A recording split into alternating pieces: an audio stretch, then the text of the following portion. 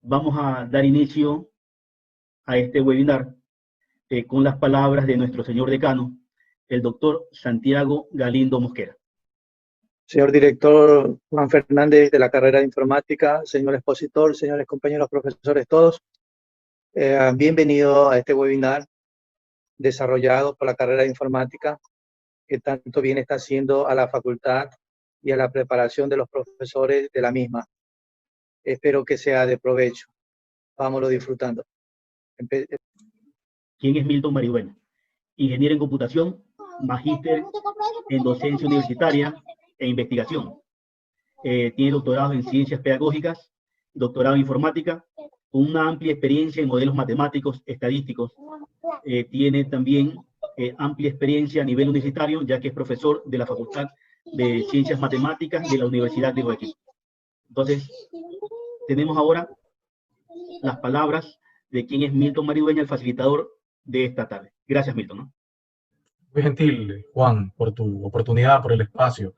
Distinguida autoridad, máster Santiago Galindo, compañeros, colegas, docentes, aquí presentes en este espacio virtual, pero aquí conectados con una propuesta, yo diría, trascendental que hace la Facultad de Filosofía, Letras, Ciencias de la Educación y en particular la carrera de Informática.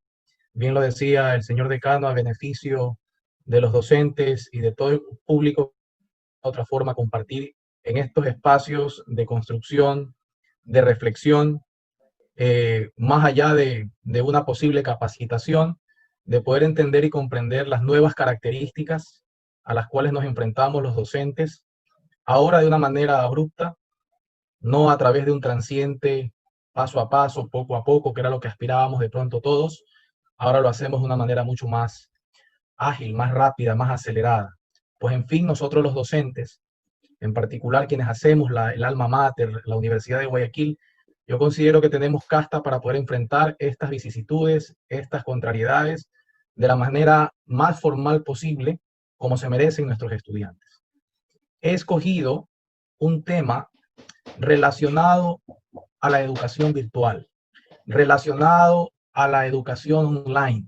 Estoy hablando de sinónimos, refiriéndome exactamente a lo mismo, pero tomando en consideración dos elementos fundamentales. Quien les habla los considera trascendentales para cualquier institución de educación de cualquier nivel, más aún de educación superior, como lo es la definición de un modelo tecnopedagógico universitario en el contexto de la educación superior. Importante para poder nosotros hablar de los procesos dentro del sistema educativo en este nuevo enfoque de educación, de este nuevo sistema de educación en línea, virtual, y preponderantemente destacando en este nuevo escenario de educación al centro donde todos nuestros esfuerzos deberían convergir, hacia el estudiante. Siempre lo hemos declarado como el protagonista del aprendizaje, como el cliente de este sistema, pero nunca como ahora, creo yo, debemos nosotros enfocar nuestros desafíos y nuestros retos. La educación virtual, sin que se circunscriba alrededor del estudiante, no funciona. Para ello, la responsabilidad y el desempeño de quienes hacemos la docencia cambian en todo sentido su rol en este sistema de educación. Se vuelve más mediador que nunca, se vuelve más acompañante que nunca, porque una educación virtual es sinónimo de una educación personalizada. Entonces, la presentación que yo voy a compartir con ustedes, que voy a desarrollar con ustedes a partir de este seminario virtual, de este webinar, está enfocada justamente a eso, a incentivar a generar interés sobre los elementos a considerar en este nuevo sistema de educación. Si me permiten compartir con ustedes la presentación, por favor. Sí, está listo, Domingo. Gracias. Entonces, para empezar este seminario, esta conferencia, yo me he detenido en primera instancia a reflexionar, a pensar, a reaprender sobre gestionar un mejor título a esta presentación. Y he llegado a la conclusión de establecerla como la importancia de los modelos tecnopedagógicos centrados en el estudiante, por supuesto en el contexto de la educación virtual. Pregunto, ¿es realmente verdad que la tecnología mejora la educación? Una primera inquietud, una primera interrogante que de alguna u otra manera rompe el hielo en este escenario, en este encuentro virtual con ustedes. ¿La tecnología mejora o no mejora la educación? Empiezo a leer ciertas respuestas y entonces, efectivamente, claro que la mejora. Claro que encontramos nuevas posibilidades de poder llegar al estudiante. Por supuesto, la tecnología está orientada a eso, a poder fortalecer el proceso, pero nunca siendo la tecnología la esencia del proceso educativo. Tenemos proyectada una imagen. Tenemos allí un dinosaurio o vestigios de la osamenta de un dinosaurio. Tenemos unos flamingos en la parte inferior. Les comparto, compañeros, este es uno de los jardines del campo tecnológico de Google. Su fundador los tiene en esta ubicación estratégica para darle un mensaje a quienes lo visitan y a quienes pertenecen a esta compañía. Un dinosaurio en su época prehistórica, de las creaciones más grandes, más fuertes, y los flamingos contemporáneos a ellos, no extinguidos. Ya no tenemos dinosaurios en la época actual, sí tenemos flamingos. ¿Cuál es el mensaje? Por supuesto, un poco perfilándonos a la teoría evolucionista de Charles Darwin. Y surgen entonces algunos conceptos importantes que nos van a servir en este nuevo sistema de educación. La adaptabilidad, el cambio, el establecer los mejores criterios para poder supervivir. He allí ese mensaje subliminal en estos jardines del campus de Google. Seguimos desarrollando la idea. ¿Qué tenemos proyectados? Unas portátiles, unas laptops, un escáner de cama plana, una pizarra electrónica. ¿Constituyen el meollo de la educación? ¿Constituyen la esencia del proceso educativo? Estoy refiriéndome a los elementos y a los dispositivos electrónicos. Yo creo que todos ustedes coincidirían conmigo con una negativa rotunda. Sin embargo, es tecnología. Esta tecnología per se contribuye con los procesos educativos. Por supuesto que hay un aporte, pero no son el fin. Son recursos, son soportes que perfectamente pudiesen trabajarse de manera armónica en una metodología educativa. Por supuesto que sí, pero no son el fin de la educación. Dar clases, que el profesor entre a un aula de clase con su computador de escritorio, con su tablet, y empiece a dictar clases ya no a través del cuaderno de apoyo o de la carpeta de apoyo de él, sino a través de su portátil. ¿Estamos cambiando? ¿Están cambiando las aulas de clase ya en aulas semivirtuales solo por el hecho de que el docente use un computador portátil para recrear exactamente lo mismo de cómo lo hacía en vez de un computador con un cuaderno o con un bloc de notas o una carpeta? Explicar en una pantalla electrónica, utilizarla de la misma manera como lo hacíamos en su momento con una pizarra y con tiza de cal. Hemos aprovechado la tecnología de esa forma, de una manera óptima. Hemos maximizado la tecnología para los fines educativos. La respuesta es no. Digitalizar documentos que ya no estén en forma física, que estén en PDF, en un formato portable, que permita enviarlos a un correo electrónico, permita subirlos a un repositorio, permita compartirlos en alguna unidad lógica y trabajar colaborativamente. ¿Estamos sacándole el provecho máximo a la tecnología solo haciendo aquello? Creería que la respuesta sigue siendo negativa. Con ustedes comparto entonces el mensaje. La tecnología no es un fin, es simplemente un medio, un recurso, un soporte de la educación. Listo, les mencionaba lo siguiente, ¿no? Restaurando un poco el mensaje. Felicito yo este tipo de espacios en el que podemos compartir conocimientos, pero fundamentalmente los invito a esta reflexión, ¿no? Como unidad académica considero de que la facultad como tal debería ser el centro de referencia en cuanto a cambios pedagógicos, cambios de modelos de la universidad.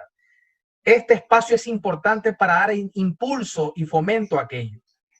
Quienes creamos y somos prácticamente los que desarrollamos una profesión de profesiones como es la educación, debemos tomar en consideración de que nuestros estudiantes hace mucho tiempo dieron ese salto cualitativo del sistema memorístico. El mercado laboral realmente requiere profesionales competentes, cargados de conocimientos, pero de conocimientos teóricos sustentados en la práctica, que puedan experimentar y puedan demostrarlo a partir de competencias. Un reporte del Economist Group sitúa estas competencias que estoy mostrando en la diapositiva como las fundamentales del siglo XXI. Año 2020. Las empresas requieren profesionales con capacidad de resolución de problemas en un 51%. Las compañías necesitan que nuestros chicos, nuestros estudiantes, nuestros profesionales, nuestros egresados, sepan colaborar y trabajar en equipo, sepan intercambiar y puedan demostrar habilidades interpersonales para poder colaborar y cooperar en la solución de problemas en un 33%. Se sepan comunicar, que manejen perfectamente habilidades en torno a la expresión oral y escrita, que manejen muy bien su ortografía, su gramática, que sepan hablar en público, que en un 21% de compañías coinciden de que los profesionales contratados gocen de pensamiento crítico, que nuestros profesionales tengan un nivel argumentativo, de raciocinio, de preguntar, de interrogarse, de cuestionarse, de generar opinión. Y así otros elementos más. Que sean alfabetizados digitalmente en un 15%, que tengan un 14%, opinan las compañías respecto al liderazgo. Así respecto al idioma extranjero también en un 14%, inteligencia emocional en un 7%, serían las competencias más destacadas y apetecidas por el mundo laboral. De esto tenemos que tener en cuenta nosotros, colegas, profesores. Está en nuestros hombros una responsabilidad importante. Nuestros diseños, nuestras clases, nuestros cursos deberían de alguna u otra manera fomentar y contribuir al desarrollo y si no existen, a la formación de estas habilidades, algunas de estas consideradas como blandas. Seguramente ustedes ya habrán escuchado estos términos que he traído a colación y que están totalmente vinculados con las competencias y con este conjunto de habilidades y destrezas que requiere el mundo laboral. Me refiero al proyecto STEAM, al proyecto metodológico que está funcionando en algunos colegios, escuelas, universidades. en Europa, en Estados Unidos, especialmente en Finlandia, Japón, en el Ecuador, también ejemplos minúsculos, específicos, puntuales todavía, no de forma generalizada respecto a este tipo de proyectos. El proyecto STEAM está orientado y enfocado, para quienes no lo conocen, en desarrollar competencias basadas en las ciencias, de allí la S en inglés, science, basadas en la tecnología, de allí la T, fundamentadas en conceptos de ingeniería y en las matemáticas. La evolución o la nueva propuesta de este modelo educativo también fue enriquecida con la letra A, que sería el aporte y contribución de las artes, soportando en el desarrollo de la creatividad, que debe ser consustancial en todas las profesiones, en todas las carreras universitarias. La segunda parte de esta presentación hace alusión a una prueba en la que no ha tenido buenos resultados nuestro país. Sí, cierto, se han hecho algunos simulacros y algunas pruebas piloto, pero hasta el momento no tenemos resultados fehacientes de la famosa prueba PISA, que está muy vinculada con este proyecto STEAM, que consiste justamente en evaluar habilidades y destrezas, conocimientos teóricos aplicados en situaciones contextuales reales de estudiantes a partir de los 15 años. Pues hacia allá está encaminada esta educación, esta nueva normalidad en la educación, hacia la tendencia de estos pilares importantes: las ciencias, la tecnología, la ingeniería, las artes y las matemáticas, como un todo sistémico, como un todo holístico, indivisible. Eso sí, totalmente articulado y armónico en todas las carreras, en todos los programas universitarios, creería. Tenemos ahora entonces dos fotografías. Una fotografía lado izquierdo y al lado derecho. ¿Qué diferencias pudiésemos encontrar en estas fotografías? Le doy algunas pistas. La fotografía del lado izquierdo, de mi lado izquierdo, es de los años 66, años 60. Y la fotografía del lado derecho, una fotografía años 90. ¿Ha existido algún salto cualitativo solo nada más pudiendo describir estas dos fotografías de lo que está sucediendo en un aula de clase? Y si lo hacemos nosotros como un caso de estudio previo a prepandemia, pre-COVID, esto es lo que estaba sucediendo en el aula de clase, en todos los niveles educativos. Fundamentalmente, nada de lo que podemos observar a partir de estas fotos. El único cambio relevante, el color. La una fotografía es el blanco y negro, monocromática, y la segunda, la del lado derecho, policromática. Pero tenemos entonces la figura de la docente en su escritorio, los estudiantes en pupitres o bancas. No vemos incorporada la tecnología. Simple y llanamente vemos allí una transición de momentos en la línea del tiempo. Y esto nos lleva de alguna u otra forma a pensar, a repensar, a reaprender como docentes nuestro rol.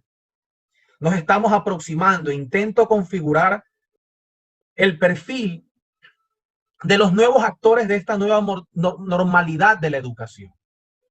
Un poco me apego a lo que comentaba María Montessori en su momento. Hay un gran mensaje. Ayúdame a hacerlo por mí mismo. Decía Montessori que se lograrán resultados educativos de forma significativa siempre y cuando exista dinámica o interactividad en el proceso. Si los estudiantes son meramente receptores en la transmisión de información docente-estudiante, no se logra mucho en el proceso educativo. Se requiere que sea más dinámico, más interactivo en los diseños metodológicos y didácticos propiciados por el docente. Se garantiza significancia en la educación si es que ésta tiene características en un modelo personalizado, decía María Montessori. ¿Será posible con la masificación de estudiantes aquello? De carácter presencial, yo pretendería decir que imposible. De acuerdo a estudios relacionados con estos preceptos y teorías de Montessori, se sacaba una cuota, una tasa de 3 estudiantes por profesor. De esa manera, dándole características de personalización al proceso educativo.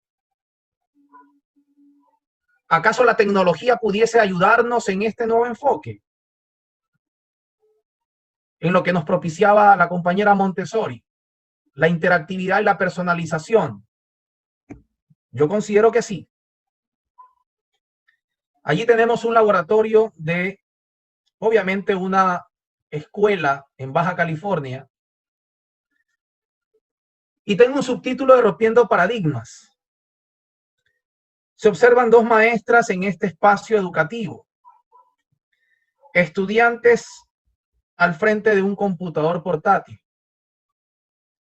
¿Pudiéramos lograr lo que María Montessori fundamentaba a través de la tecnología? Yo creería que sí. Siempre que seamos nosotros los artífices, diseñadores, ingenieros, creadores de los espacios de esa interacción, propiciando de que los materiales y contenidos curriculares pudieran nuestros chicos abordarlos de una forma autonómica, independiente, que por sus propios medios y sus propias necesidades, que por su curiosidad y por sus ganas de aprender sean capaces de interactuar intuitivamente en esos materiales que ven en sus monitores, en sus pantallas, en sus laptops. ¿Pudiésemos lograr aquí la personalización de la educación a través de tecnología? Yo creería que sí. El profesor desempeñaría su verdadero rol docente en estos nuevos escenarios. El de facilitador, el de acompañante, el de tutor, el de sentarse al lado del estudiante para poder escuchar su dificultad, su inconveniente de no poder avanzar en su proceso educativo. Ya la masificación o la generalización de una clase no tiene sentido. Los propósitos son distintos. Los propósitos los establece el estudiante. Por supuesto, enmarcados en un diseño curricular. De esa formalidad yo no estoy poniendo en duda. Me refiero justamente a la interactividad, a la forma de cómo ese estudiante va a navegar en este mundo virtual. Procesos de colaboración también son efectivos, eficientes, eficaces, utilizando tecnología. Es que existen por doquier, existen infinidades de alternativas tecnológicas para poder lograr el desarrollo, la formación y el fortalecimiento de competencias, habilidades y destrezas en todo sentido. Por supuesto que el profesor debe conocer estas herramientas y saberlas utilizar en el momento apropiado, con el propósito y el objetivo que él se plantea de acuerdo al diseño curricular de sus materias y sus cursos. La tecnología va a propiciar de que el estudiante tímido pueda participar tecnológicamente en actividades de cooperación y colaboración mediadas por tecnología.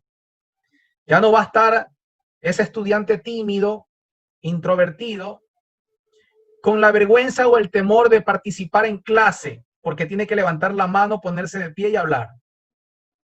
Las herramientas tecnológicas permitirán aquello. Definitivamente que sí. Pero hay que conocerlas. Hay que saber cómo funcionan, para qué sirven y poder mediar el proceso educativo. Sigo insistiendo. La esencia del proceso educativo no está en la tecnología, está en la pedagogía. está en el proceso per se de transformación de las personalidades de los seres humanos.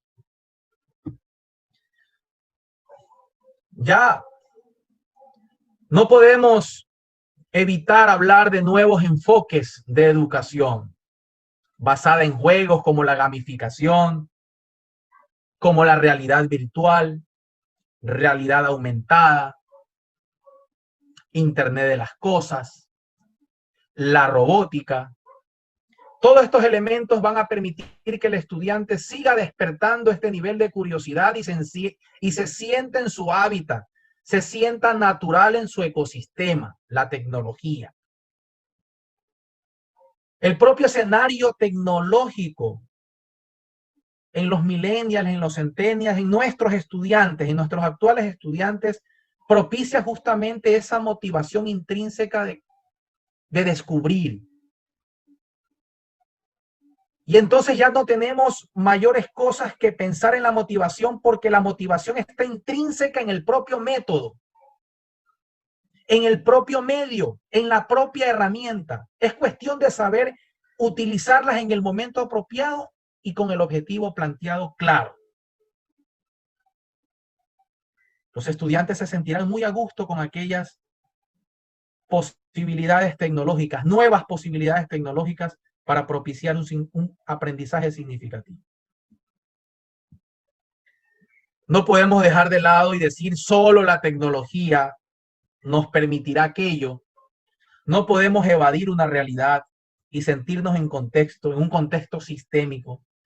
Dependemos muchas veces de la visión, el liderazgo de las autoridades, de la propia institución, del propio desarrollo profesional.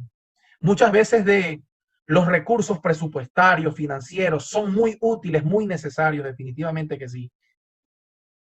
Pero todos ellos hilvanados, conectados en red, trabajados de una manera articulada, que exista armonía, que exista integración entre ellos, generarán un verdadero plan de acción.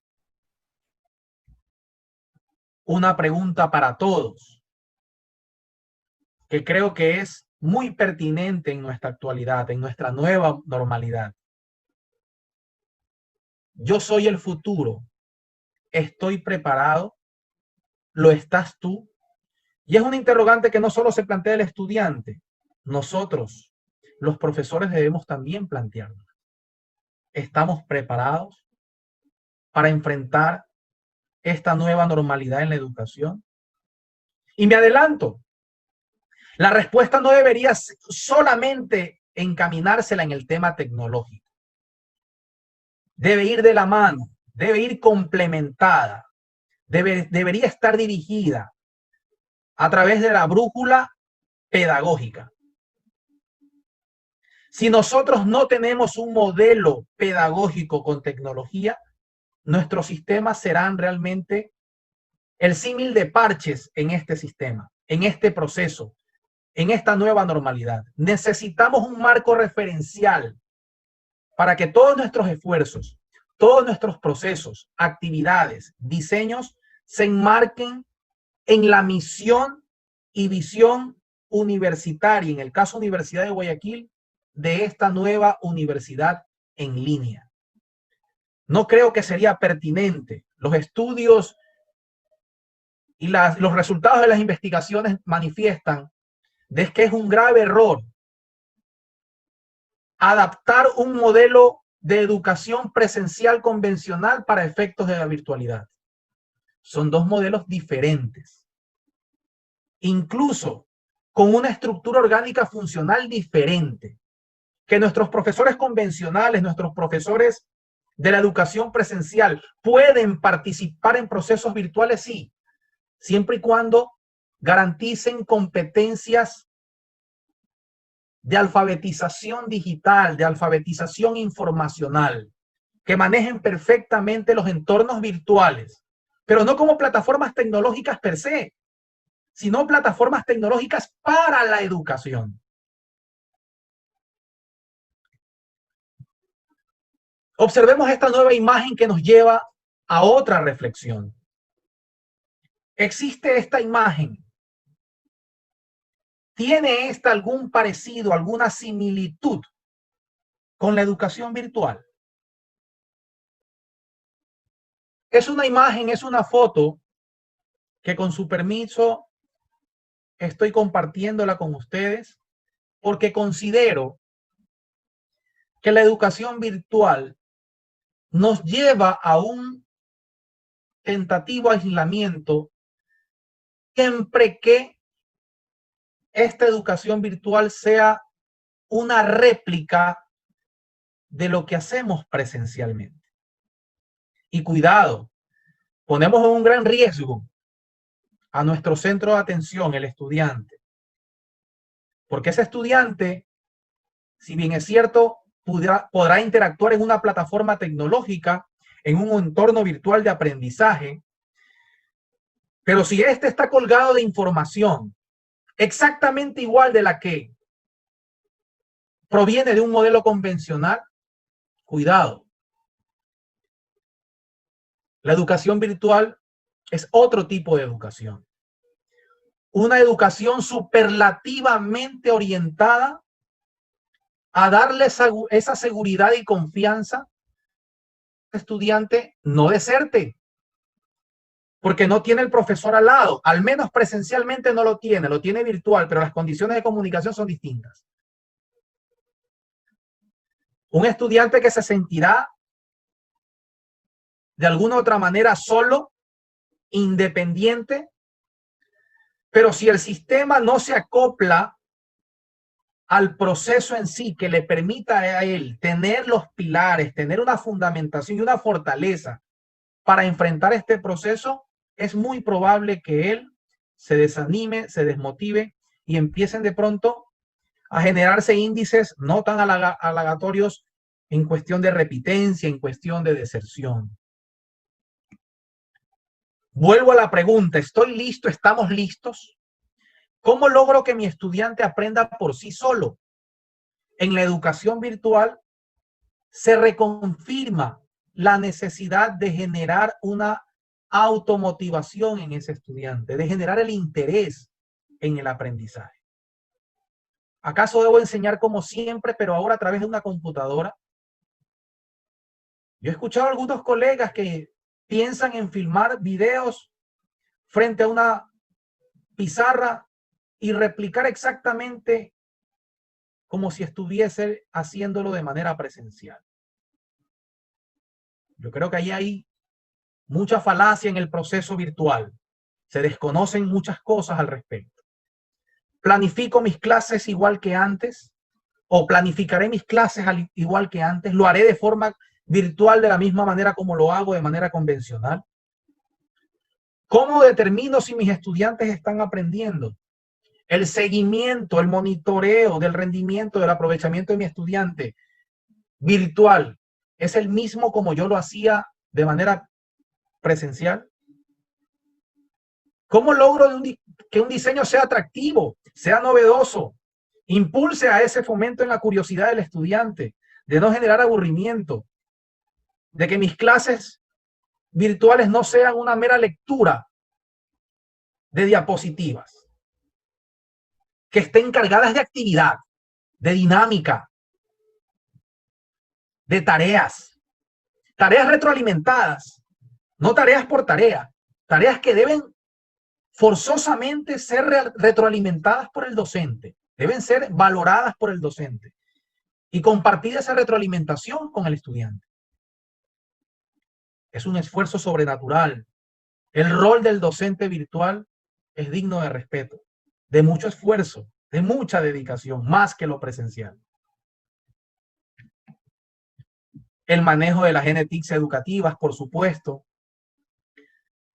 He escuchado en muchas intervenciones, en muchos eventos, coloquios, webinars, de que las universidades y las instituciones educativas se han volcado a desarrollar cursos de capacitación tecnológica a los docentes. Pregunto yo, ¿y los estudiantes están preparados para aquello? ¿O solo entonces simplemente con la tranquilidad de que ellos son millennials o son nativos digitales será suficiente para poder enfrentar una educación formal? Porque de pronto ellos se sienten muy naturales en el manejo de ciertas herramientas que no necesariamente son educativas, son formativas. Hemos tomado en consideración ese tipo de diagnóstico a las habilidades de nuestros estudiantes, habilidades digitales de nuestros estudiantes. Debe ser el entorno virtual un simple repositorio de documentos. Cargamos PDF, cargamos artículos, propiciamos una lectura, pero si nunca hacemos una lectura cooperativa, colaborativa, a partir de un foro, de un debate, ¿ustedes creen que vamos a lograr resultados importantes? Recuerden, el estudiante se siente aparentemente solo. La educación a distancia, la educación virtual tiene sus bemoles y sus riesgos siempre que no sea manejada de la mejor manera. Tomando en consideración una declaratoria de UNESCO 2009, en donde se destaca el papel de la educación superior en el siglo XXI, por supuesto, hace mención a las nuevas tecnologías de la información y la comunicación. Pero de esta declaratoria yo destaco un término importante: modificar, un verbo, modificar, que implica cambio, implica transformación. Sí, tenemos la fase de elaboración, adquisición, transmisión de conocimientos, pero de una manera diferente. No igual que la manera convencional. Y por supuesto, necesitamos revisar los modelos pedagógicos y los métodos pedagógicos, que seguramente se van a enriquecer con los métodos tecnológicos. Con la tecnología no creamos nuevos métodos. Las teorías del aprendizaje y los procesos pedagógicos son enriquecidos por la tecnología. ¿Cómo hacerlo? Por supuesto, cambia el contexto.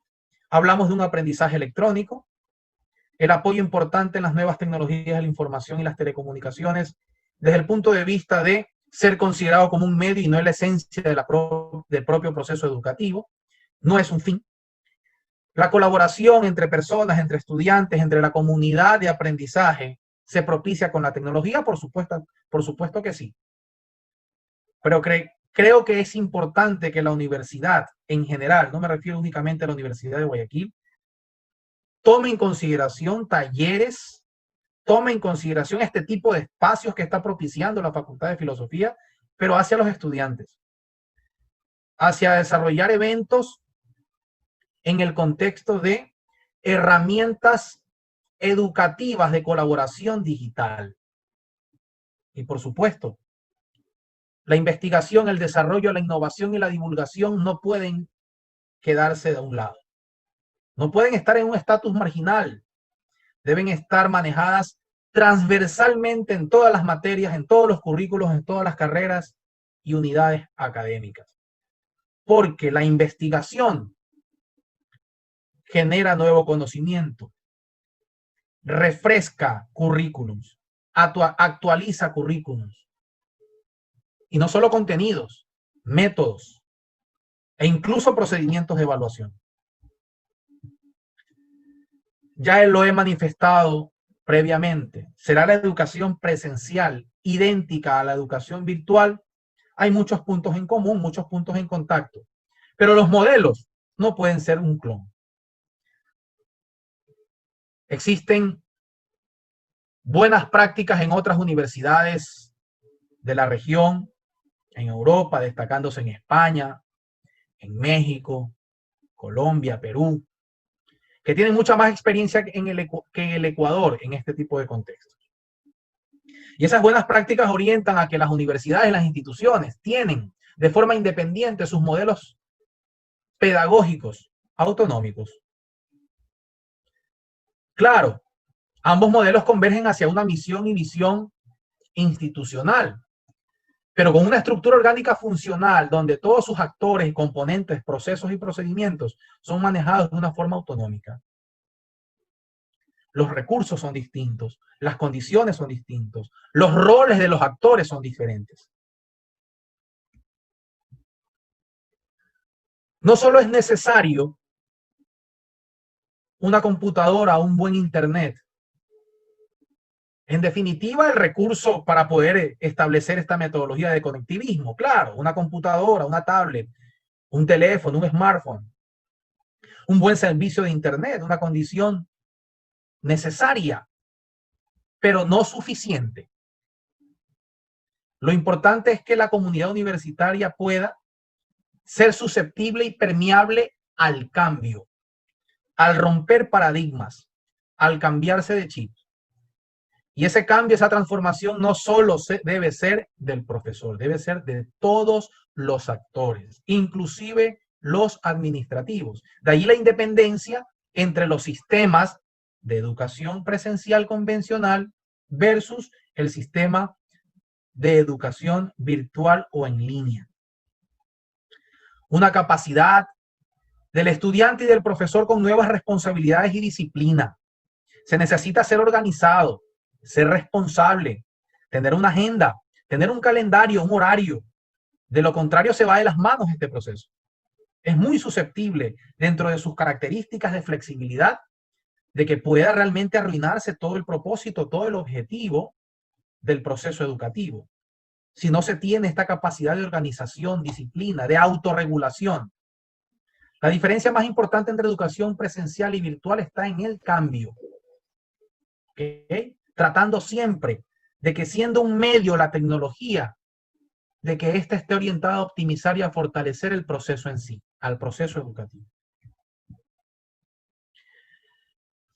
Nos aproximamos a unos resultados de una investigación realizada precisamente este año, donde la unidad de análisis fueron las universidades que ofertan carreras, universidades públicas que ofertan carreras en línea. Entonces, el propósito del estudio estaba enmarcado en diagnosticar el nivel de competencias sobre la alfabetización informacional de los estudiantes. Un término que de pronto no es tan rutinario, se lo confunde con alfabetización digital, no es alfabetización digital. La alfabetización digital está soportada en la alfabetización informacional. Se refiere justamente a que si las personas están o no alfabetizadas en el manejo formal de la información. Estamos nosotros los docentes capacitados, nosotros nos sentimos capaces de identificar, buscar, evaluar, usar y aplicar información. ¿Sabemos discernir entre una información veraz, fidedigna, comprobable, de calidad? ¿Cuántos de nosotros accedemos a información que no está realmente en los repositorios o disponible en los motores de búsqueda convencionales de Google, Google Academy? Trascendemos esas fronteras y nosotros manejamos con mucha naturalidad la investigación basada en repositorios de Springer, Scopus, Web of Science. Manejamos bases de datos científicas. Manejamos bibliotecas virtuales de una manera eficiente. ¿Sabemos nosotros filtrar información? ¿Sabemos explotar y maximizar las bondades de los motores de búsqueda o las búsquedas avanzadas, digitalmente hablando? ¿Lo sabemos nosotros los docentes? Nos hacemos la pregunta, o la pregunta se la hizo el grupo de investigación que me acompañó. ¿Los estudiantes están capacitados en este tipo de competencias? ¿Manejan este nivel de competencias? ¿Están alfabetizados informacionalmente?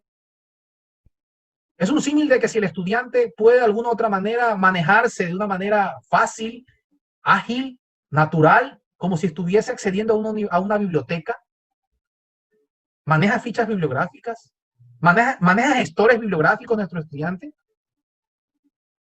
sabe de la ética, sabe de las referencias bibliográficas, de las normas APA, etc. Hacia allá fue orientado el trabajo. Como les decía, la alfabetización informática es un poco más superlativa que la informacional porque incorpora, además de los contenidos y de la formación de los usuarios, estas competencias digitales comunicativas, colaborativas, analíticas, interpretativas, autonómicas, de toma de decisiones, de solución de problemas, pero basados en la alfabetización digital. El compendio de estas competencias configuran la alfabetización informática. Miren cómo ya le vamos dando un giro de pronto a este nativo digital que se siente en su ecosistema, en su hábitat de una forma natural, porque maneja intuitivamente las herramientas tecnológicas de una manera distinta a quienes no somos nativos digitales. Pero ya en el contexto formal, estos docentes, estos profesores, nosotros como tales, si nos hacemos un autodiagnóstico, tenemos estas competencias informacionales y digitales orientados a la educación, a la formación. ¿Conocemos de herramientas tecnológicas que nos permitan aquello? El trabajo de investigación, que luego lo planteo como un caso de estudio, estuvo orientado a 5 universidades del país, 10 carreras online aprobadas por la Secretaría Nacional de Educación Superior, Ciencia y Tecnología como carreras online. De 30.000 cupos que se ofertaron en este contexto, solo 13.282 estudiantes aceptaron esta nueva modalidad. Recordemos que el propósito de estas carreras fundamentalmente fue dar cobertura a una población estudiantil insatisfecha con los procesos respecto a la admisión en la educación superior en nuestro país. Se lo consideró como una alternativa loable para poder albergar una mayor cantidad de estudiantes que en las carreras convencionales no habían podido obtener su cupo. A través de formatos electrónicos, específicamente de Google Forms, se estableció una encuesta. Allí tenemos nuestra muestra, 74 profesores y 459 estudiantes de estas universidades, de estas carreras online ecuatorianas. Enfrentaron preguntas alrededor de estos 3 ejes. 1. Uso de herramientas virtuales para búsqueda de información online. 2. Origen de las orientaciones para la navegación por Internet. 3.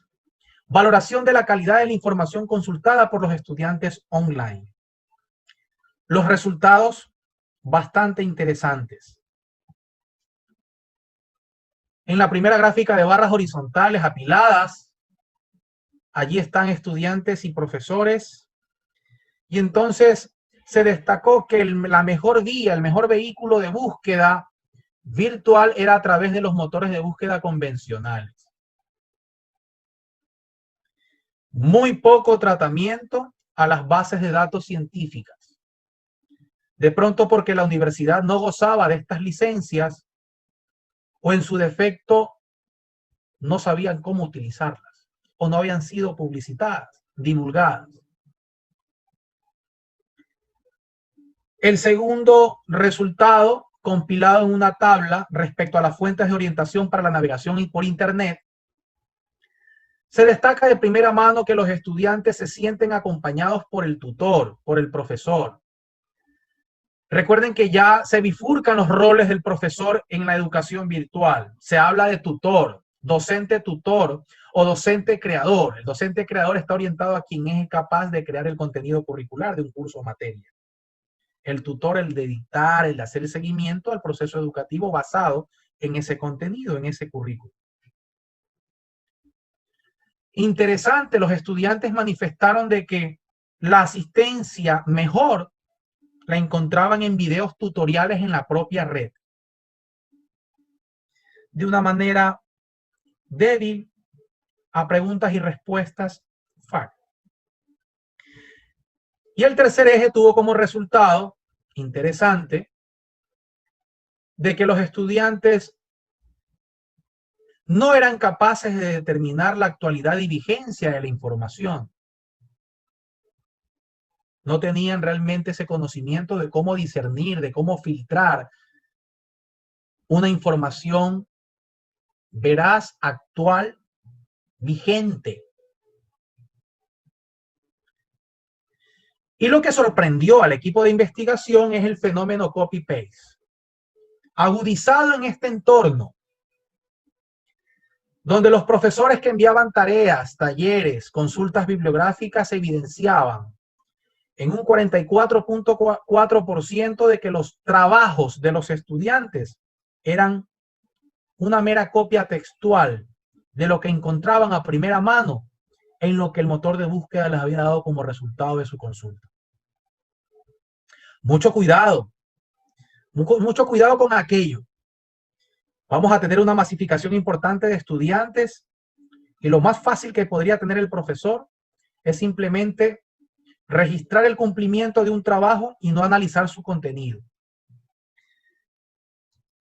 Muchos autores de artículos científicos y de las últimas investigaciones consideran de que la educación virtual tendrá un éxito en la medida de que el profesor sea capaz de retroalimentar todas las actividades y tareas que él pueda planificar, que esté presente en los foros y los debates, que haga las veces de moderador y que trabajo o actividad que genere, diseñe, plantee en la ruta de aprendizaje sea susceptible de poderla comentar y argumentar, fundamentar hacia sus estudiantes.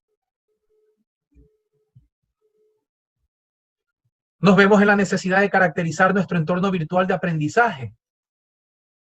Y los entornos virtuales de aprendizaje, todos los que están colgados en la red, tienen un denominador común, que están soportados en metodologías activas. La implementación de un entorno virtual de aprendizaje no garantiza la innovación ni la mejora de la calidad de la enseñanza, dijo Adele en el 2017. Como les decía al inicio, temprano, el mejor diseño de entorno virtual no es por lo alegórico y porque esté cargado de las mejores herramientas tecnológicas. Si estas no han sido diseñadas pedagógicamente con un objetivo de aprendizaje, encaminados al desempeño, a poder evaluar el desempeño y a los logros de los estudiantes, quedará simplemente como un accesorio. 5 consejos por una clase virtual atractiva. Cuidado superar los 45 minutos. Siempre resignificar el espacio de aprendizaje volviéndolo atractivo. Tome en cuenta el cansancio visual. Tome en cuenta el nivel de responsabilidad y de disciplina de nuestros estudiantes. No lo podemos generalizar. Hay que manejarlo, hay que construirlo, hay que formarlo. La planificación de las actividades con soporte digital son distintas. Innovar estrategias pedagógicas. No vamos a inventar nuevas metodologías, vamos a fortalecer, vamos a innovar estas estrategias, estas tareas, estas actividades. La interacción colectiva para la construcción significativa. Aquí entonces la puesta en marcha de actividades que propicien la generación de consensos y disensos, donde el profesor, la voz del profesor es importante. Tomar en cuenta lo lúdico en los escenarios motivacionales del aprendizaje. Allí la foto a su derecha. El estudiante se va a sentir solo, desanimado, desmotivado. Si encuentra un entorno virtual similar a una clase magistral, a una conferencia magistral donde no existan preguntas, respuestas, debates, opiniones, comentarios, puntos de vista. A consideración un decálogo en el diseño instruccional in learning en los entornos virtuales de aprendizaje. Y volvemos y somos reiterativos, estimular la atención y motivar, dar información sobre los resultados esperados, estimular el recuerdo de los conocimientos previos, presentar el material a aprender, determinar siempre el objetivo, que el estudiante sepa hacia dónde vamos a ir, guiar y estructurar el trabajo del aprendiz, el seguimiento, sin cansancio, y no solo en las clases sincrónicas, en las clases asincrónicas también. En los momentos asincrónicos también. Provocar la respuesta, proporcionar feedback, la retroalimentación es importantísima. Promover la generalización del aprendizaje. Facilitar el recuerdo y evaluar la realización. El tema de la evaluación, el sistema de evaluación en un entorno virtual es motivo de múltiples investigaciones en los actuales momentos. Por varios aspectos, ¿no? Por el aspecto fundamentalmente de la suplantación de identidad, del copy-paste, de poder realmente saber si nuestro estudiante está aprendiendo o no. O es otra persona la que realmente está ayudando en aquello. El plan de formación del docente es fundamental. Es necesario, pero no suficiente. Competencias digitales del docente, metodologías para la enseñanza-aprendizaje centrado en el estudiante apoyados por TICs. El rol del profesor es un rol distinto. Se convierte en un diseñador, en un ingeniero del entorno virtual, en un moderador, en un acompañante, en un coach digital. Estas metodologías activas convergen o se circunscriben en nuestro cliente, en nuestro actor principal, en la razón de nuestro proceso educativo, el estudiante. Dejamos a un lado la clase magistral, donde el centro de atención era el docente, y realmente la reemplazamos por darle el protagonismo a los diferentes estilos de aprendizaje y a las inteligencias múltiples de nuestros estudiantes. Dejando los contenidos y privilegiando mucho más las actividades. Dejarlos no significa marginarlos o no tomarlos en cuenta. Es quitarle ese nivel de privilegio o prioridad. Priorizar, potenciar, empoderarnos de actividades que sepamos que el estudiante, ¿verdad?, al realizarlas se motivará, aprenderá, explorará, generará interés por seguir descubriendo, por investigar formalmente hablando. La planificación curricular debe ser diferente. Todas las metodologías activas convergen hacia fomentar la autonomía, la independencia, el autocontrol, la autorregulación, la autorresponsabilidad, el autoaprendizaje. El saber que la respuesta o la solución de un problema no es monodisciplinar, que es inter y transdisciplinar, y para esto necesita que las metodologías activas estén encaminadas hacia actividades de colaboración y cooperación. Las nuevas tecnologías de la información no crean metodologías nuevas, más bien las ya existentes las potencian con acciones de búsqueda y acceso a información, interacción, colaboración. Las actividades, las actividades electrónicas, permiten el logro de objetivos, competencias o resultados de aprendizaje. Acciones a facilitar el proceso de enseñanza, habilidades y destrezas apoyadas en TICs, sobre un aprendizaje significativo, individual y grupal. Ahí tenemos los elementos que componen básicamente este sistema, este entorno, este ecosistema, denominado aula virtual. Allí está el estudiante en el centro, sus compañeros, otros estudiantes, el tutor, el moderador, los contenidos, los materiales, recursos, metodologías, técnicas, métodos, el propio tutor asistiendo, acompañando, facilitando el proceso, mediando el proceso. No es la tecnología la mediadora, es el profesor, el diseñador que utiliza estos medios, estos recursos, estos soportes tecnológicos para lograr ese objetivo de mediación. Algunas posibilidades de interacción virtual en red. Si queremos propiciar la individualización de participación, entonces propiciamos actividades de búsqueda y organización de información, estudios con materias a partir de presentaciones, exposiciones, lectura de crítica de artículos, participación en blogs, diseño de blogs si es que no lo tuviesen. Es decir, herramientas web 2.0, web 3.0 si así lo permitieran. Pero yo creería de que esta evolución del 2.0 al 4.0 debe ir de una forma armónica. El sistema debería ir estableciendo los peldaños para que sea realmente una hoja de ruta transitada por la comunidad, no por cada uno de los actores por su lado. Debe ir de alguna otra forma, existir, ¿verdad?, una armonía, ¿verdad?, entre los actores, entre los agentes de este proceso, para que existan resultados significativos, exista el salto cualitativo, ¿verdad?, hacia esta calidad en educación superior, ¿no? Justamente en este contexto,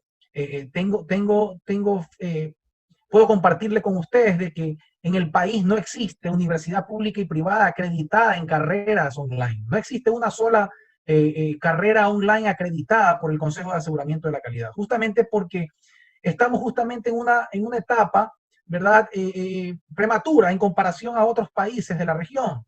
Existen todavía universidades que tienen la oferta académica online, pero que adolecen de un modelo que cobije el funcionamiento integral de todo el sistema online.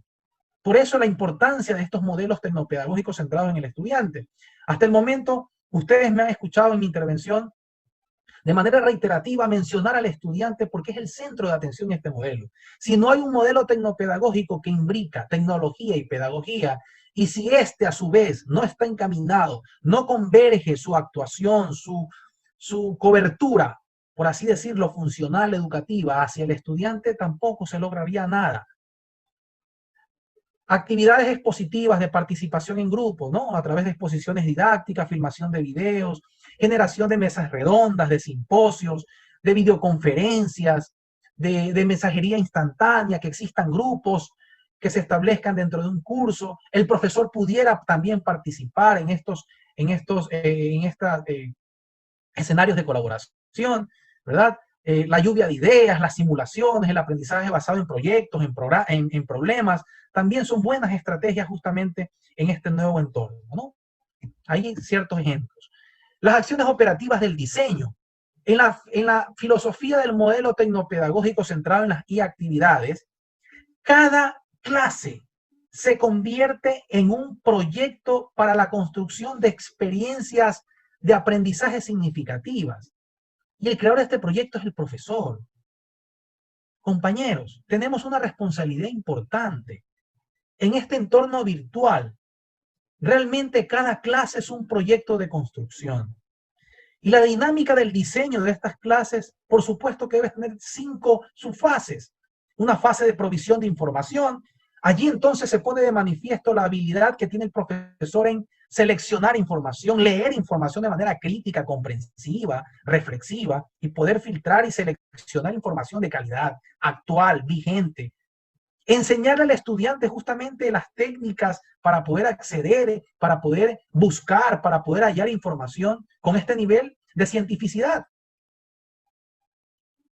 Propiciar las acciones de rebote. Se refieren justamente a esos niveles de retroalimentación, a esos niveles de reflexión conjunta estudiante, profesor, profesor, estudiante, las preguntas, los niveles de opinión, los comentarios, las recomendaciones, sugerencias, los tips, los consejos que surgen de parte del maestro, la propia construcción de conocimientos a partir de la investigación, que sería básicamente la actividad propicia para aquello, y la medición de resultados, ¿no? Desde el punto de vista cuantitativo y desde el punto de vista cualitativo, acá entonces toma mucha fuerza, mucha ponderación la valoración de los aprendizajes, la valoración desde el punto de vista cualitativo, ¿no? Cuán capaces hemos sido de poder lograr aprendizajes, resultados, y que sean factibles, que sean susceptibles de ser demostrados por nuestros estudiantes, ¿no? En cada una de las actividades que nosotros planifiquemos. Existen muchos modelos tecnopedagógicos. El propósito acá no es venir a compartirles y decirles, son estos los modelos pedagógicos, conózcanlos. Ustedes los deben de conocer. Quien le habla sí recomienda la utilización de un modelo que ha funcionado en contextos similares al de nuestra Universidad de Guayaquil. Me estoy refiriendo al modelo ADIE, ¿no? Un modelo que se ajusta al famoso modelo de cascada de construcción de software, nosotros que somos informáticos, de construcción de software, el levantamiento de información, el análisis, el diseño, el desarrollo, la implementación, la implantación y la evaluación. De allí las siglas. ¿Y por qué tiene efecto? ¿Por qué tiene sentido esta recomendación? Porque este tipo de modelo es un modelo robusto que permite en cada fase retroalimentar y replicar con la posibilidad de mejorar la previa, la anterior. Siempre es factible poder regresar a la inmediata anterior para poder establecer los ajustes y calibrar y avanzar con pie firme. Tenemos un buen resultado siempre y cuando hagamos un buen levantamiento de información, una buena ingeniería de requisitos, un buen análisis y, por supuesto, un buen diseño. Serían las garantías de que nuestro desarrollo y nuestra implementación tenga éxito. Estas son las bondades de este modelo ADI. Hay variantes del modelo ADI. Respecto a incrementarle, por ejemplo, al PADIE, que sería incrementarle la fase de planificación, que es también importante. En esa fase de planificación está el levantamiento de los requisitos y la ingeniería de requerimientos que le había manifestado. Pero el asunto está en proponer un modelo que se ajuste a nuestra complejidad, a nuestra institución magna, a nuestra alma mater, como lo es la Universidad de Guayaquil, con condiciones muy singulares, muy sui generis que otras. Partiendo del hecho de la magnitud y la heterogeneidad de posibilidades de oferta académica, de estudiantes de estratos económicos diferentes a las del resto, 18 unidades académicas, más de 80 carreras profesionales. La propuesta entonces de este modelo tecnológico como punto de partida, no significa que sea el mejor, como punto de partida, considerando la robustez en cuanto a la ingeniería de construcción, que nos va justamente a garantizar una estabilidad en los primeros ciclos, en los primeros periodos, para poder instaurar un modelo que permita cobijar al gran sistema de educación en línea en nuestra universidad.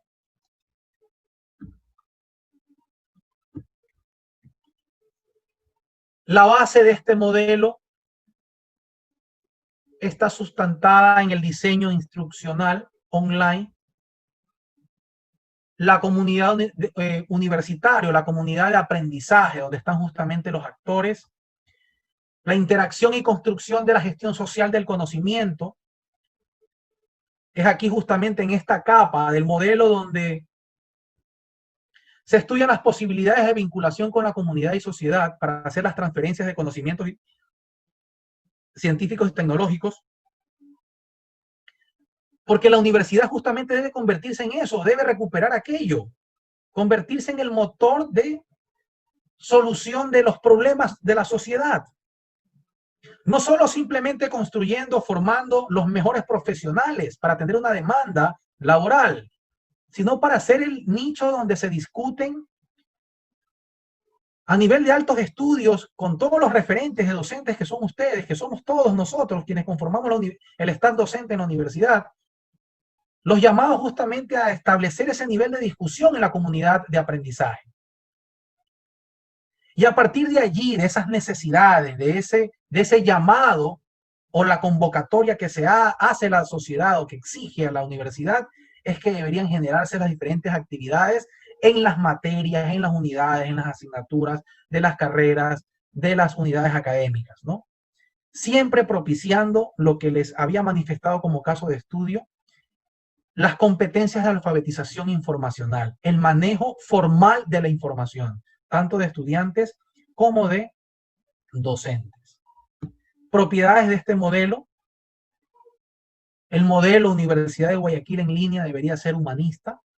Presencialmente lo ha demostrado en la línea del tiempo, de considerar de que la educación superior es una educación que transforma seres humanos, que transforma personalidades, de cara hacia la satisfacción de un requerimiento, una necesidad social, que somos los encargados de seguir contribuyendo en esa transformación integral de estos profesionales.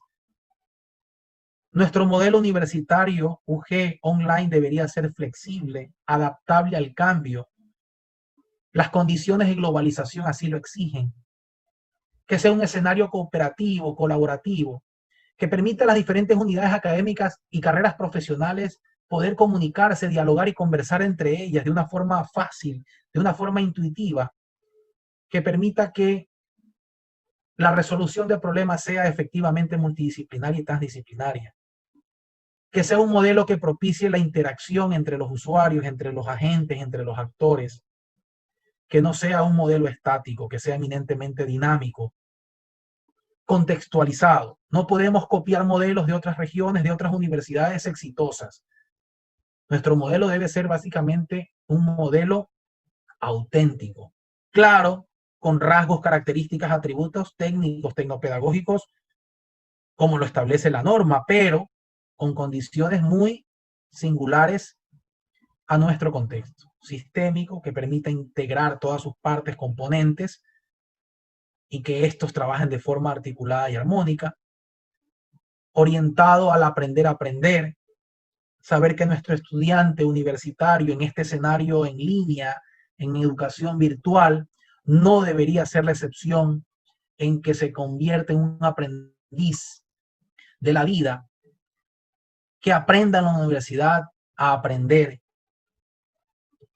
que no aprenda simplemente contenidos, porque eso lo pudiese ver en un libro, en un artículo, lo pudiese leer sin ningún problema, que sea capaz de crear conocimiento, que sea capaz de resolver problemas, que ponga en práctica esos conocimientos teóricos, tendiente a desarrollar su autorregulación y a su autoevaluación. Y finalmente, algunos consejos en esta nueva educación. Y yo creo que es un mensaje y son tips que habría que considerar en nuestra labor, compañeros docentes. Si los estudiantes no están respondiendo, deberíamos buscar otras técnicas, otras metodologías. Deberíamos a la final repensar en nuevas herramientas tecnológicas que permitan que nuestros estudiantes aprendan. Seguir haciendo lo mismo no inspira que tengamos resultados diferentes. Así lo decía Einstein. En un aula virtual no hay ellos, los estudiantes, no. Hay N+1 estudiantes con cerebros, con personalidades, con condiciones socioculturales, socioeconómicas, con individualidades heterogéneas, diversas, a las cuales el profesor está obligado a manejar esos estilos múltiples y esas inteligencias múltiples de aprendizaje. El profesor debe conocerlos. Por más pacificación que se tenga, deberá establecer estrategias para diagnosticar sus potencialidades y conocerlos. Los estudiantes recordarán poco de lo que se les enseñó, recordarán mucho de cómo se les enseñó, de qué forma o de qué manera llegaron a ellos. La curiosidad y el conocimiento, el cuestionamiento son las raíces de todo aprendizaje. La motivación, el espacio del debate, el espacio a la exploración, a la experimentación. Nosotros somos los encargados de crear, de ingenieramente diseñar los espacios donde nuestros estudiantes puedan descubrir. Entender cómo funcionan las evaluaciones, concientizar de que la calificación numérica realmente es un reduccionismo a la verdadera cualificación de nuestros estudiantes, de los aprendizajes de nuestros estudiantes. Ayudar a que nuestros estudiantes opinen, pregunten, tomen posturas críticas, argumentativas, interpretativas. Tratar de que siempre cada diseño de nuestras clases, de nuestros entornos, de nuestras actividades, mostrarnos de la mejor manera, alegres, optimistas, partes de el sistema, partes de el proceso de aprendizaje. No solo el estudiante aprende, aprendemos todos, los docentes también aprendemos. Incentivar actividades en equipo, ya hemos hablado mucho de las herramientas de colaboración digital. Los estudiantes están creciendo en un mundo diferente al que usted se formó. Tomar en cuenta esas condiciones para el diseño de nuestras clases. No todos los estudiantes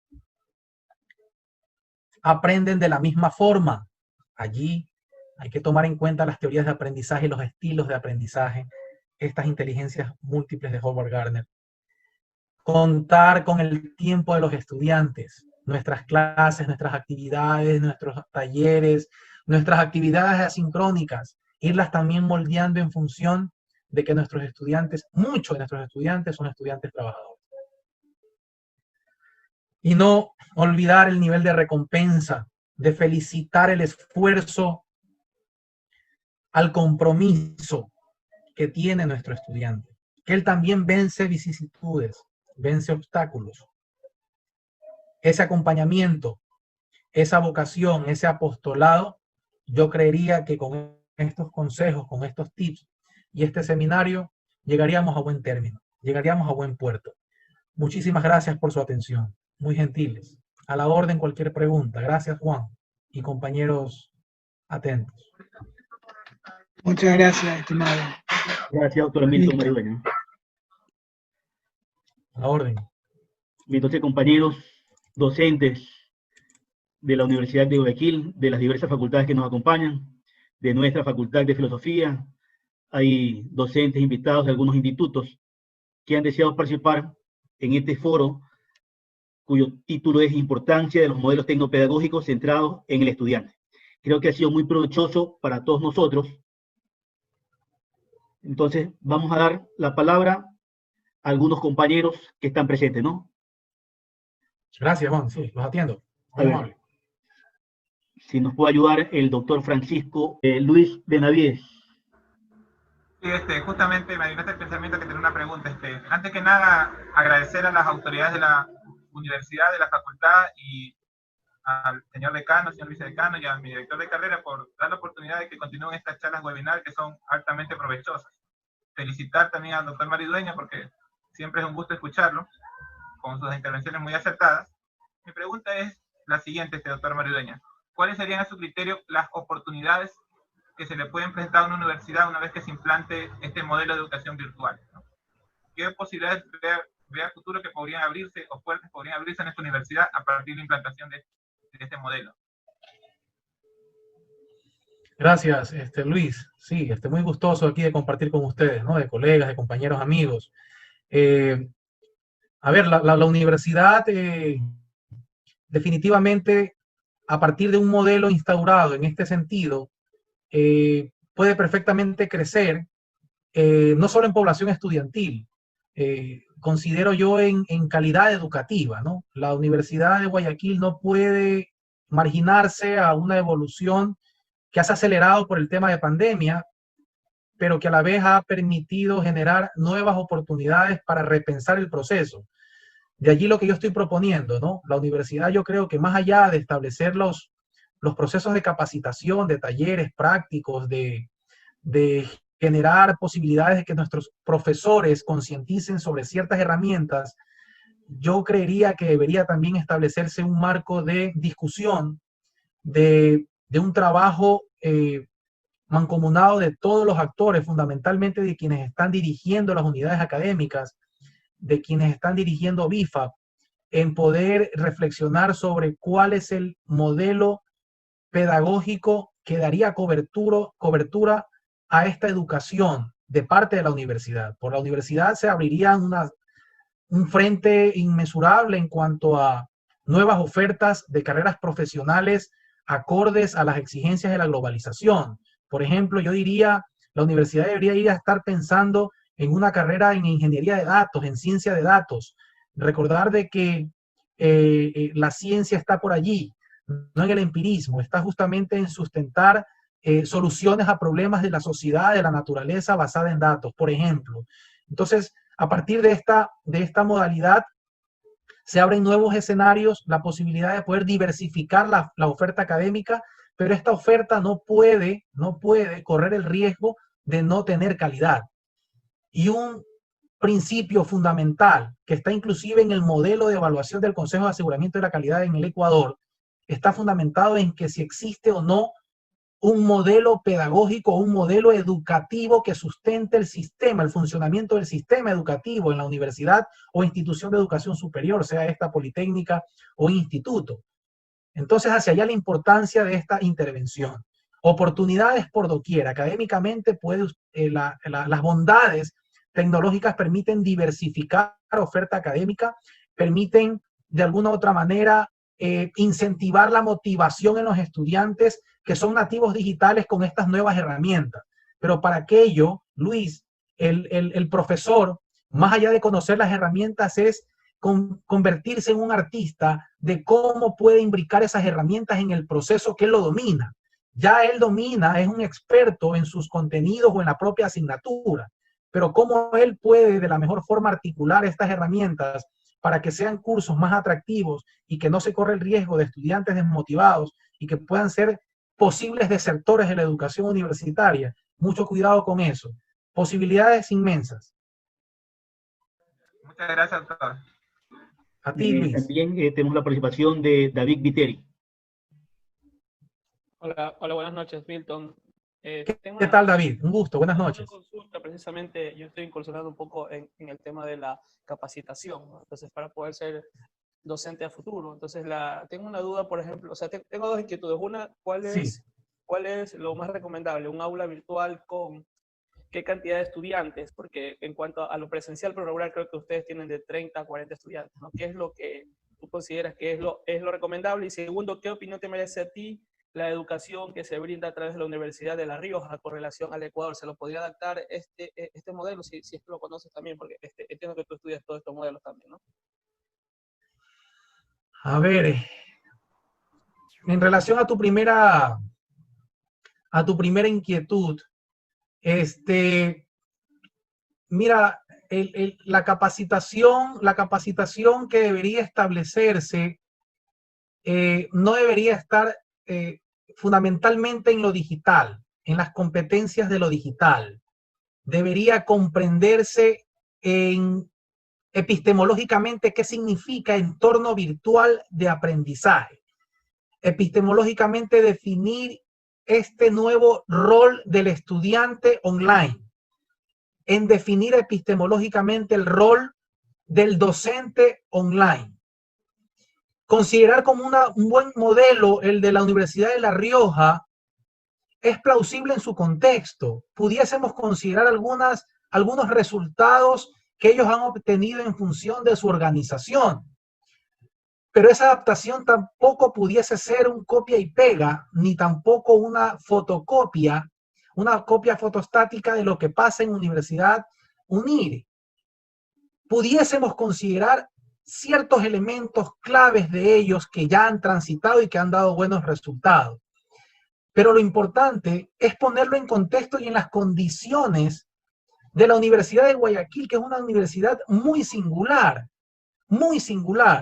y su modelo debe ser tan robusto, me refiero al modelo pedagógico en línea, debe ser tan robusto que permita establecer calidad de educación en su oferta académica. Calidad de información significa trascender del currículum hacia los productos terminados, que serían los profesionales. Entonces, yo estoy convencido de que la Universidad de Guayaquil tiene una potencialidad que no lo tiene, creo yo, otra universidad. Y no es porque aquí lo esté organizando la comunidad académica. Yo estoy convencido de que la Facultad de Filosofía debe ser un referente en estos cambios.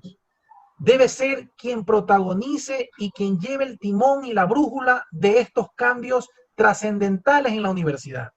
Tiene una carrera de informática que entiende a la educación desde la tecnología y que puede establecer los mejores referentes por toda su trayectoria histórica y por el meollo y la esencia de esta facultad, que es la educación.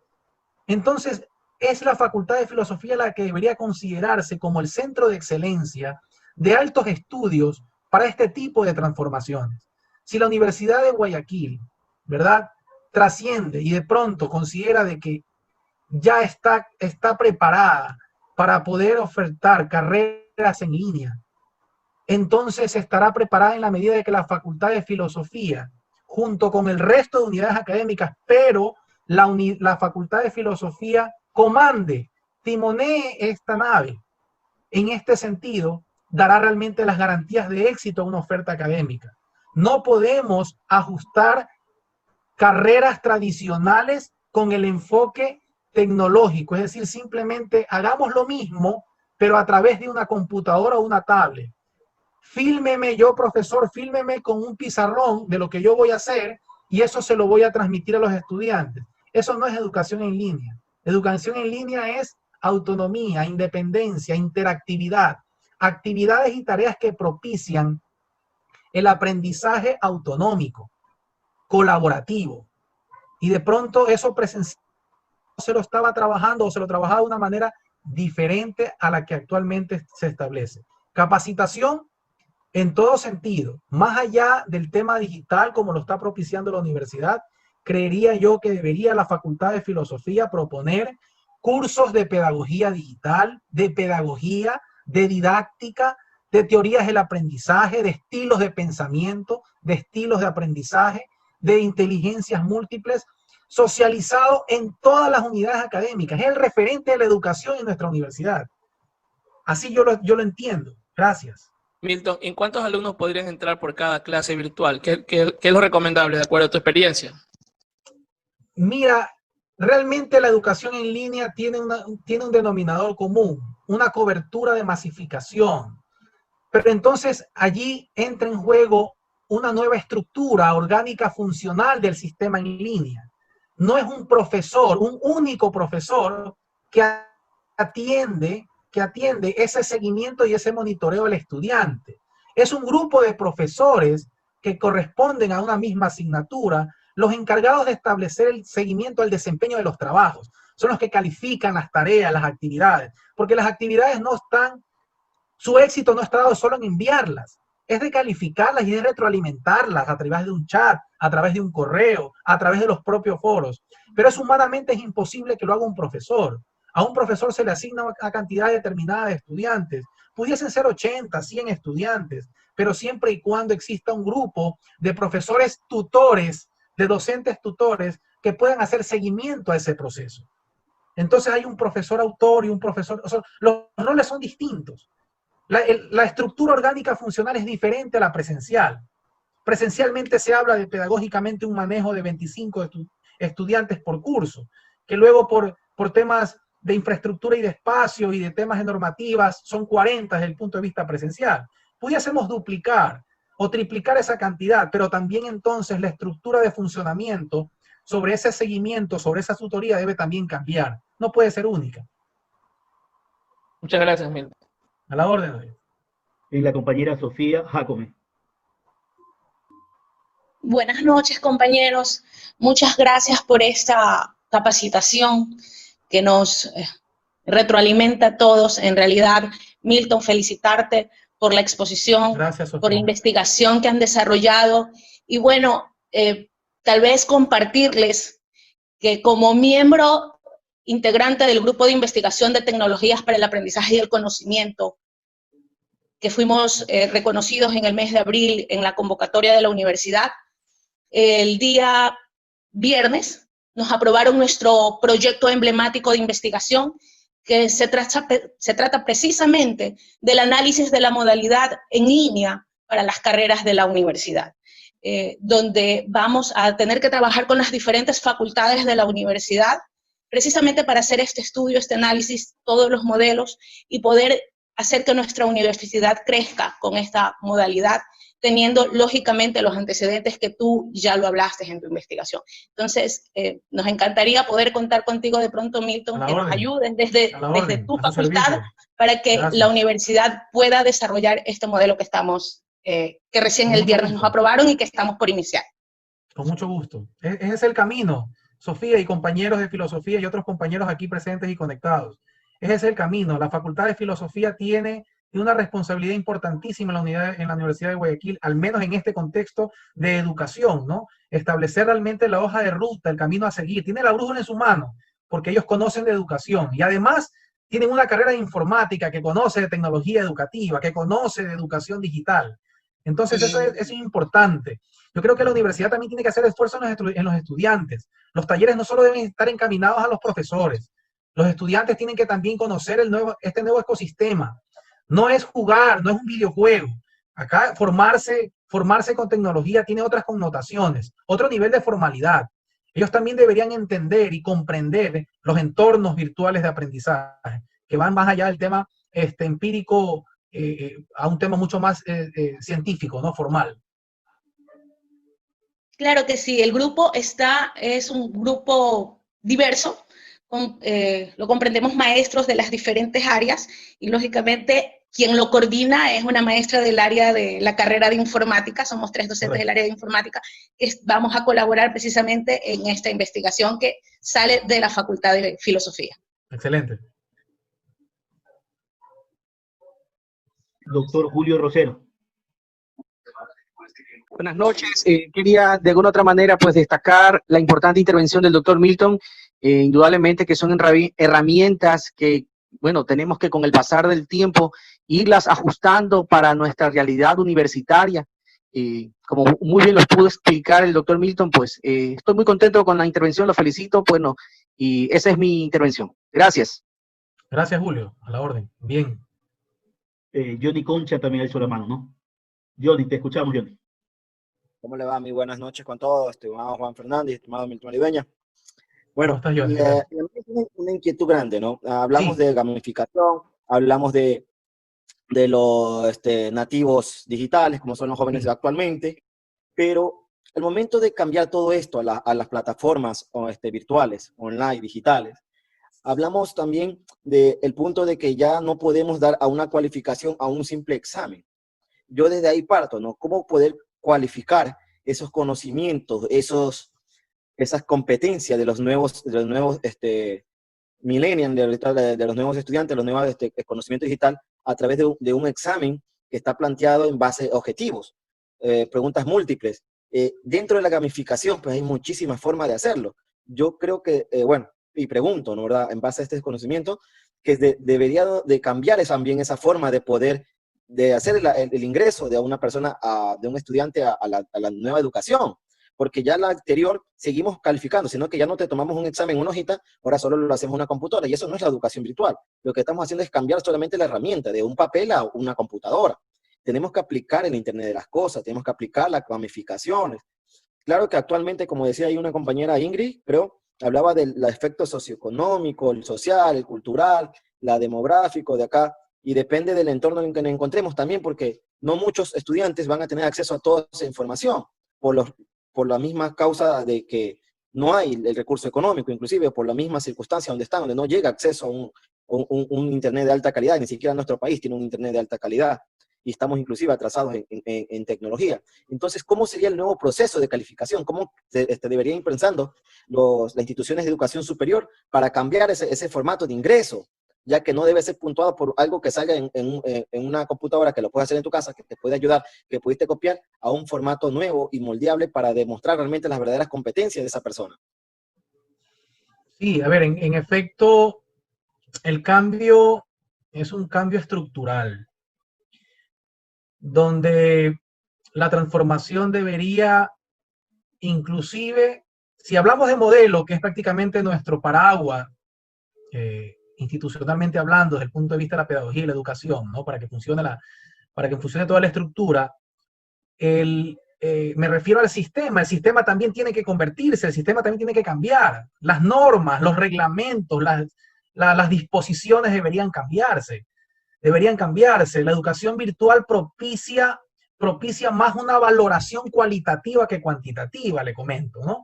No desaparece la información numérica, la información cuantitativa, estos índices, esta calificación numérica sobre 10, sobre 20, sobre 100, no desaparece. Me refiero a modelos en otras latitudes, pero realmente la evaluación a nivel de calificaciones se lo establece más bien con un enfoque mixto, con una educación, con unos índices que permiten medir cuantitativamente algunos aspectos, pero que son de sustento y de soporte ante la cualificación de otros. Porque esas habilidades o ese desempeño, o ese logro de desempeño, ¿verdad?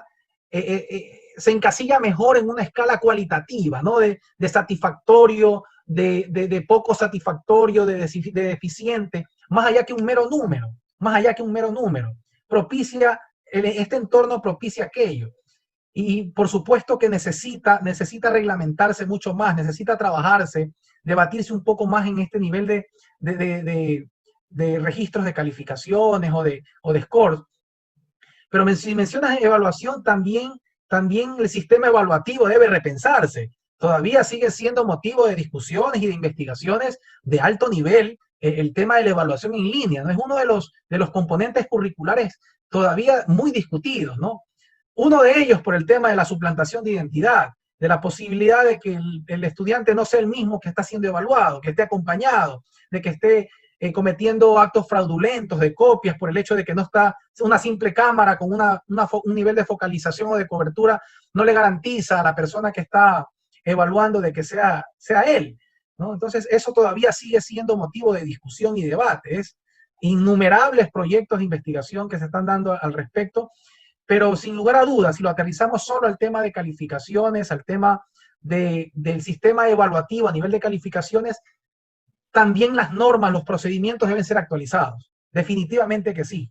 No pueden ser arraigados en un solo número, porque vemos que en este nuevo entorno son muchos los componentes que debe usted articular, que usted debe integrar para el proceso. No es simplemente una tarea, son muchas tareas, son muchas actividades sincrónicas y asincrónicas. Es el taller, es el foro, es el debate, es la investigación, es la lectura crítica, es un modelo conceptual, es la retroalimentación de que ese taller o ese proyecto está bien hecho. O sea, la educación se vuelve más personalizada. Hablaba de una responsabilidad muy fuerte en los hombros del docente. Mencionaban cuántos estudiantes por profesor. Por supuesto que hay que reestructurar aquello.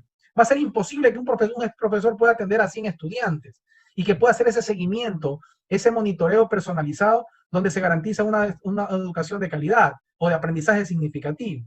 Entonces hay que reestructurarse, hay que repensar. Y así como hay que repensar los temas extra institucional, me refiero a los consejos de cartera de Estado relacionados con el sistema de educación superior, lo podemos hacer al interior de la universidad. Pues yo le decía en algún momento al rector actual, la universidad como tal debe transformar, debe cambiar un chip. Y ese chip justamente tiene que ir hacia la educación en línea. De lo contrario, la globalización va a desaparecer ciertas carreras convencionales y tradicionales en la forma como le están dictando. Entonces, hacia eso vamos, ¿no? Hacia el cambio, hacia la transformación. Y desde el punto de vista reglamentario, de disposiciones internas, deberían también repensarse, deberían establecerse de una mejor forma, ¿no? Bien, también nos acompaña esta noche el doctor John Granados, quien es el coordinador del programa de maestría en tecnología e innovación educativa que está impulsando la carrera informática, ¿no? John, si puedes compartir con nosotros también. Buenas noches, Milton, buenas noches compañeros, un gusto poder compartir, escuchar la importancia de los modelos tecnopedagógicos en estos procesos e-learning. Milton, si me podrías ayudar con esta inquietud, a partir de tu experticia, ¿cuánto tiempo usted crearía que la Universidad de Guayaquil implementaría su propio modelo tecnopedagógico que dé soluciones a la problemática de la realidad post-pandemia y que ofrezca nuevas posibilidades de formación en línea? Gracias, John. Gracias, buenas noches por tu participación y excelente pregunta, ¿no? En efecto, esto no es de la noche a la mañana, esto no se lo hace en 3 meses, ¿no? Yo consideraría por la experiencia mínimo 1 año, año y medio para poder conceptualizar bien el proceso como tal, y me refiero a todo el portafolio de reglamentos, normativas, procesos. La estructura orgánica funcional debe también cambiarse. Como le decía, en la exposición no debe ser una estructura parchada de la vivencial, de la experiencia, de la modalidad presencial, ajustada y adaptada al andar, ¿verdad? Con lo virtual. No, debería ser una nueva estructura, debería mantener una reglamentación diferente, debería manejarse un plan estratégico de desarrollo institucional diferente, claro, armónico, articulado al institucional, pero que queden muy bien separados los escenarios presencial y virtual. Presencial y virtual. Tienen muchos puntos de contacto. Pudiesen ciertos profesores presenciales que demuestren habilidades y competencias informacionales y digitales volcarse al sistema o a la estructura digital. Podrán hacerlo, pero para establecerse aquello, la importancia de este webinar es: pensemos en un modelo. Si queremos garantizar calidad educativa, esta calidad no puede darse de manera a libre albedrío. Debería siempre establecerse la cancha, el marco pedagógico, y por el hecho de ser virtual, tecnopedagógico, debe ser un modelo. Entre año y medio, yo diría, para madurar bien un modelo que realmente soporte la heterogeneidad y la diversidad de las condiciones singulares de la Universidad de Guayaquil, mínimo 2 años para poder establecer. Y un trabajo realmente imbricado de todas las facultades, de las autoridades de la universidad, e insisto, la facultad referente que entiende, que comprende estos procesos y quien debe liderar estos cambios es la Facultad de Filosofía. Gracias. Bien, también desea preguntar en esta noche, Segundo Medina Correa. Lo escuchamos, estimado Segundo. Muchas gracias, compañeros. Disculpen mi pregunta. Para la mayoría de docentes, esta es nuestra primera experiencia virtual. Pregunto, ¿va a haber personas como coordinadores que vean nuestras clases y nos puedan hacer observaciones para corregir nuestros errores? Pero no solamente cuando sea la evaluación del docente, sino desde un principio, para nosotros poder ir corrigiendo. Y además, otra pregunta, ¿va a haber la posibilidad de que veamos clases virtuales de excelentes docentes para poder aprender de ellos? Y si acaso no se ha pensado en todo esto, entonces sugiero que se lo haga personas que estén viendo lo que hacemos y nos ayuden a corregir. Gracias. Sí, segundo Medina, gracias por tu intervención. No, mira, pertinente también tus preguntas, tus inquietudes. No solo creo yo la Universidad de Guayaquil, sino todas las universidades que no han tenido oferta académica online y que se enfrentan a este nuevo desafío, debería ser consciente de que se está estableciendo un periodo de transición que involucra cambios conceptuales, no solo de accesorios ni instrumentales, tecnicistas, cambios conceptuales. Yo creo que la Universidad de Guayaquil no va a ser la excepción en cuanto a la evaluación de este periodo de transición, de este transiente, en cuanto a profesores que no hemos estado preparados, estudiantes que no hemos estado preparados, autoridades, toda la comunidad universitaria no ha estado preparado. De allí los 2 años mínimos para tratar de repensar en estos conceptos, en esta epistemología de la educación en línea. Desde allí, de filosofar sobre esos modelos, de cuál es el mejor. Sugiero el ADIE como punto de partida, pudiesen establecerse algunos componentes de benchmarking de otros modelos exitosos. UNIR, por ejemplo, España lleva muchos kilómetros adelante que nosotros en ese aspecto. Entonces, yo creería de que habrá mucha permeabilidad y mucha consideración al respecto, ¿no? Habrán fallas, se irá ajustando y adaptando la universidad en aquello, pero no puede mantenerse esta transición como una posibilidad permanente. Debería ser una transición hacia el cambio. Y el cambio, a más tardar, debería repensarse ya para fines de este año, ¿verdad? Me halaga lo que nos comentaba Sofía, de proyectos de investigación orientados a ello, porque precisamente es a través de investigación que podemos justamente generar estos nuevos escenarios de cambio.